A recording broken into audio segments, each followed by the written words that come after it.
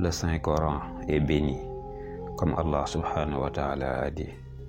Voici le livre, le Coran, que nous vous avons envoyé avec bénédiction, afin que vous puissiez méditer sur ces versets et que les gens intelligents puissent méditer sur leurs versets.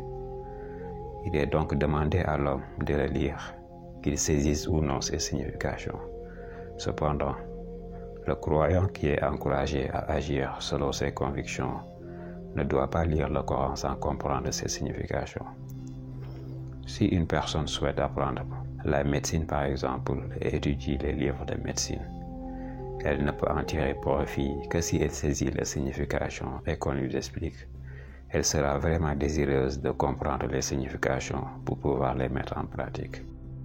Qu'est-ce qui justifie qu'une personne lise les livres d'Allah, glorifié et exalté soit-il, qui est une guérison pour ce qui est dans les cœurs et une incitation pour les gens sans réfléchir et sans saisir ses significations?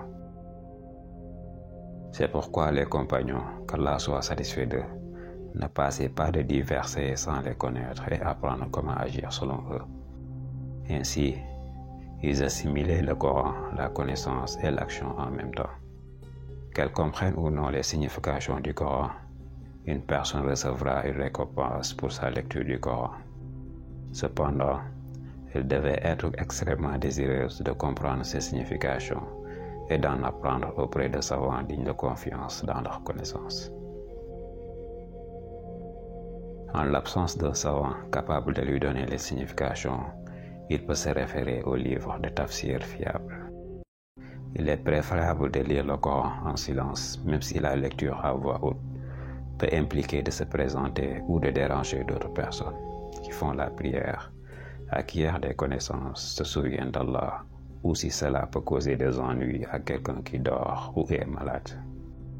La lecture silencieuse peut renforcer notre humilité envers Allah et nous encourager à méditer profondément sur les versets coraniques. Il est important de comprendre que la lecture silencieuse renforce la connexion personnelle et la concentration. L'objectif principal est de parvenir à l'illumination spirituelle et de saisir le message du Coran plutôt que de susciter l'intérêt.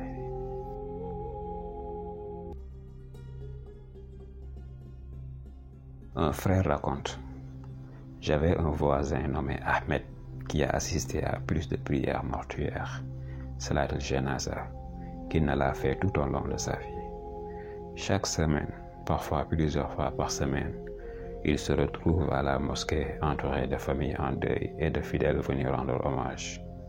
La fréquence de ces événements a profondément marqué son esprit et son cœur. Chaque fois qu'il voit le cercueil devant lui, Ahmed se parle à lui-même, se mettant en place du défunt.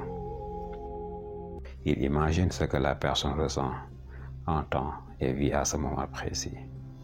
Il pense au transfert du corbillard à la mosquée, aux prières prononcées par l'imam et au pas des gens allant au cimetière et qui s'éloignent après l'inhumation. Cette introspection régulière l'a poussé à méditer sur la fragilité de la vie et l'inévitabilité de la mort. Au début, Ahmed trouvait ses pensées accablantes. Il avait du mal à accepter la répétition de ces scènes de deuil et de séparation. Mais au fil du temps, cette expérience commençait à changer sa perspective sur la vie. Il a développé une profonde appréciation pour chaque moment qu'il passe avec ses proches, réalisant l'importance de chérir chaque instant. Il a également ressenti un renforcement de sa foi en Allah. La répétition des prières janaza l'a amené à se rapprocher davantage d'Allah, lui rappelant la nécessité de préparer son âme pour l'au-delà à l'akhira. Il a commencé à écouter plus attentivement les khutbahs du vendredi, cherchant des enseignements et des conseils pour améliorer sa pratique religieuse. Ahmed a aussi été témoin de la diversité des émotions exprimées par les familles endeuillées. Cela lui a appris l'importance de la compassion et du soutien communautaire.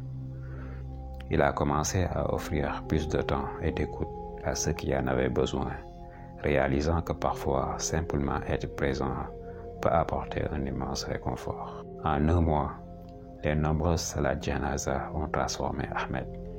Il est devenu plus réfléchi, plus dévoué dans sa foi et plus conscient de l'importance de chaque instant de la vie. 5 bénéfices d'assister à la janaza de quelqu'un.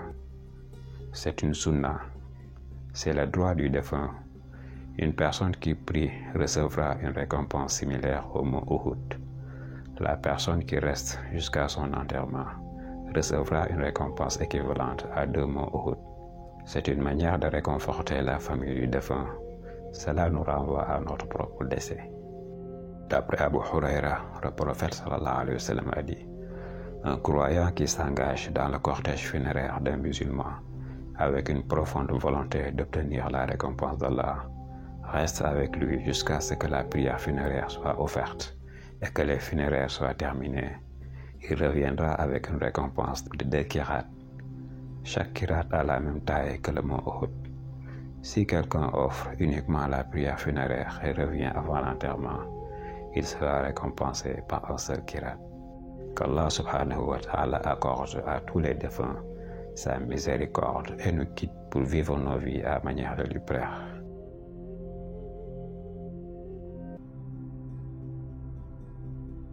La recherche de la connaissance est l'un des actes les plus nobles.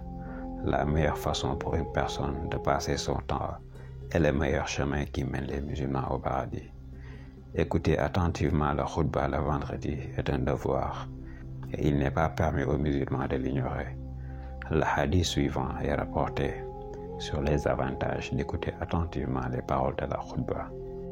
Toujours d'après Abu Huraira, le prophète sallallahu alayhi wa sallam a dit: celui qui fait le ghusl, puis vient aux prières de Jumu'ah et prie ce qui est décrété pour lui, puis écouter attentivement l'imam jusqu'à ce que le khutbah soit terminé, puis prie avec l'imam, sera pardonné ses péchés entre ce vendredi et le vendredi suivant et 3 jours de plus. Ali ibn Abi Talib a prononcé un khutbah à Koufa et a dit dans son khutbah: quand un homme est assis à un endroit où il peut entendre et voir l'imam, il écoute attentivement sans s'énerver ni s'agiter, il aura 2 parts de récompense. S'il écoute attentivement, sans bavardage ni excitation, même s'il est assis loin et n'entend rien, il recevra une part de la récompense. Si une personne est assise dans un endroit où elle peut entendre et voir, mais qu'elle se livre à des bavardages inutiles, ou qu'elle est agitée et n'écoute pas attentivement, elle aura une part de péché.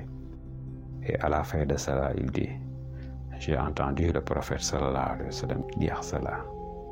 Sans aucun doute, écouter les leçons des scientifiques en personne ou sous forme enregistrée est l'un des moyens les plus importants d'acquérir des connaissances. Aujourd'hui, nous remercions Dieu car Allah nous a donné de nombreuses opportunités à bénéficier des enseignements des savants. Au cours de leurs leçons, il y a des leçons enregistrées sur des playlists YouTube et d'autres supports. Écouter ces leçons enregistrées présente plusieurs avantages.